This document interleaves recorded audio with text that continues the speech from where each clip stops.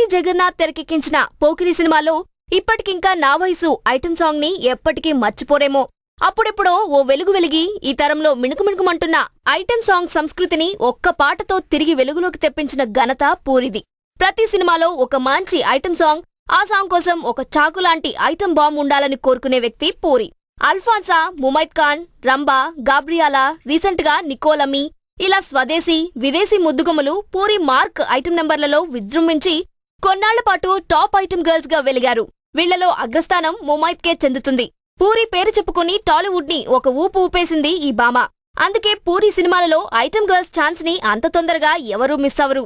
ఇక ఈసారి కెనడా భామ నోరా ఫతేహిని ఐటెం గర్ల్ గా చూపించున్నాడు పూరి.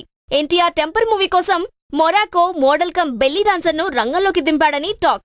బాలీవుడ్ లో రోడ్ టైగర్స్ ఆఫ్ సుందర్బన్ తో ఎంట్రీ ఇచ్చిన నోరా ఫతేహికి సన్నీ లియోన్ తర్వాత అంత క్రేజ్ వస్తోందని ముంబై టాక్.